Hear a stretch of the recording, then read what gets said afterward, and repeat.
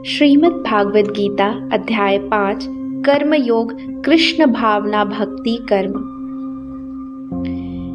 अर्जुन ने कहा, हे कृष्ण, पहले आप मुझसे कर्म त्यागने के लिए कहते हैं और फिर भक्ति पूर्वक कर्म करने का आदेश देते हैं। क्या आप अब कृपा करके निश्चित रूप से मुझे बताएंगे कि इन दोनों में कौन अधिक लाभप्रद है?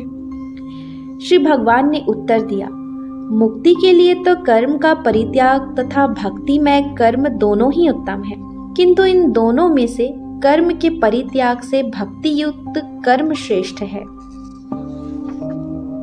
जो पुरुष न तो कर्म फलों से घृणा करता है और न कर्म फल की इच्छा रखता है, वह नित्य सन्यासी जाना जाता है। हे महाबाहो अर्जुन, ऐसा मनुष्य समस्त द्वंद्वों से रहित होकर भव बंधन को पार कर पूर्णतया मुक्त हो जाता है। अज्ञानी ही भक्ति कर्म योग को भौतिक जगत के विश्लेषणात्मक अध्ययन सांख्य से भिन्न कहते हैं। जो वस्तुतः ज्ञानी हैं, वे कहते हैं कि जो इनमें से किसी एक मार्ग का भली भांति अनुसरण करता है, वह दोनों के फल प्राप्त कर लेता है। जो यह जानता है कि विश्लेषणात्मक अध्ययन सांख्य द्वारा प्राप्य स्थान भक्ति द्वारा भी प्राप्त किया जा सकता है, और इस तरह जो सांख्य योग तथा भक्ति योग को एक समान देखता है, वही वस्तुओं को यथारूप में देखता है। भक्ति में लगे बिना केवल समस्त कर्मों का परित्याग करने से कोई सुखी नहीं बन सकता, परंतु भक्ति में लगा हुआ विचारवान व्यक्ति शीघ्र ही परमेश्वर को प्राप्त कर लेता है। जो भक्ति भाव से कर्म करता है, जो विशुद्ध आत्मा है और अपने मन तथा इंद्रियों को वश में रखता है, वह सबों को प्रिय होता है और सभी लोग उसे प्रिय होते हैं। ऐसा व्यक्ति कर्म करता हुआ भी कभी नहीं बंधता। दिव्य भावनामृत युक्त पुरुष देखते, सुनते, स्पर्श करते, सूंघते, खाते, चलते, फिरते, सोते तथा श्वास लेते हुए भी अपने अंतर में सदैव यही जानता रहता है कि वास्तव में वह कुछ भी नहीं करता। बोलते, त्यागते, ग्रहण करते या आंखें खोलते बंद करते हुए भी वह यह जानता रहता है कि भौतिक इंद्रियां अपने अपने विषयों में प्रवृत्त हैं और वह इन सब से पृथक है। जो व्यक्ति कर्म फलों को परमेश्वर को समर्पित करके आसक्ति रहित होकर अपना कर्म करता है, वह पाप कर्मों से उसी प्रकार अप्रभावित रहता है जिस प्रकार कमल पत्र जल से अस्पृश्य रहता है।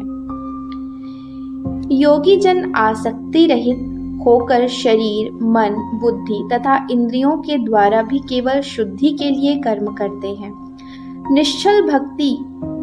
निश्चल भक्त शुद्ध शांति प्राप्त करता है, क्योंकि वह समस्त कर्मफल मुझे अर्पित कर देता है। किंतु जो व्यक्ति भगवान से युक्त नहीं और जो अपने श्रम का फलकामी है, वह बंध जाता है। जब देहधारी जीवात्मा अपनी प्रकृति को वश में कर लेता है और मन से समस्त कर्मों का परित्याग कर देता है, तब वह 9 द्वारों वाले नगर भौतिक शरीर में बिना कुछ किए कराए सुखपूर्वक रहता है। शरीर रूपी नगर का स्वामी देहधारी जीवात्मा न तो कर्म का सृजन करता है, न लोगों को कर्म करने के लिए प्रेरित करता है, न ही कर्म फल की रचना करता है। यह सब तो प्रकृति के गुणों द्वारा ही किया जाता है। परमेश्वर न तो किसी के पापों को ग्रहण करता है, न पुण्यों को, किंतु सारे देहधारी जीव उस अज्ञान के कारण मोहग्रस्त रहते हैं जो उनके वास्तविक ज्ञान को आच्छादित किए रहता है।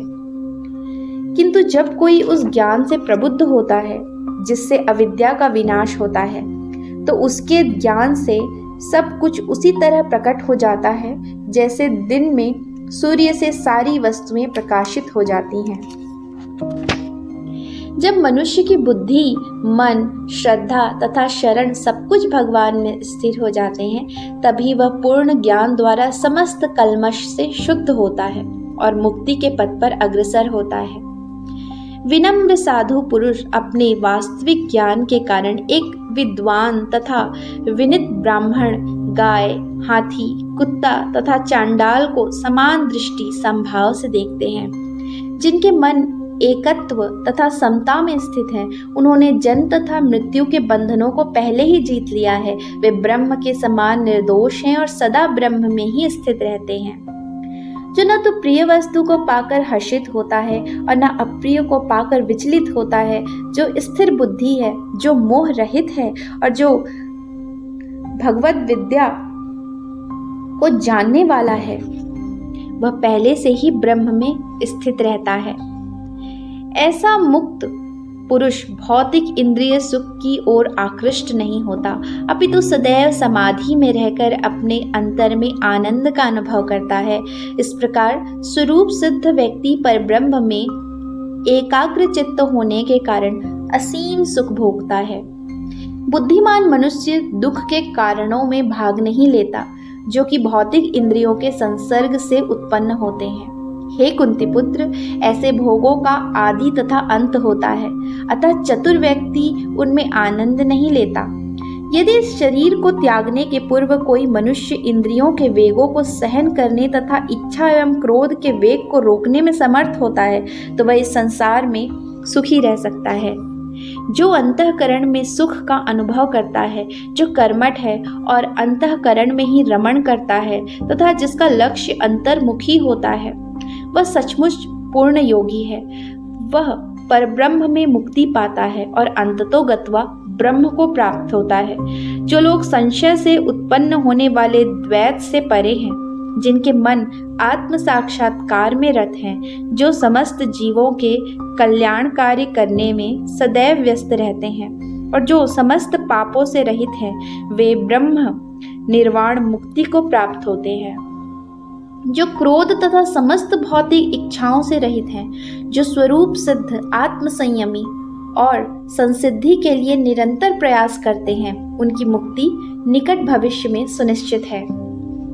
समस्त इंद्रिय विषयों को बाहर करके, दृष्टि को भवों के मध्य में केंद्रित करके, प्राण तथा अपान वायुओं को नथुनों के भीतर रोककर और इस तरह मन इंद्रियों तथा बुद्धि को वश में करके जो मोक्ष को लक्ष्य बनाता है, वह योगी इच्छा, भय तथा क्रोध से रहित हो जाता है। जो निरंतर इस अवस्था में रहता है, वह अवश्य ही मुक्त है।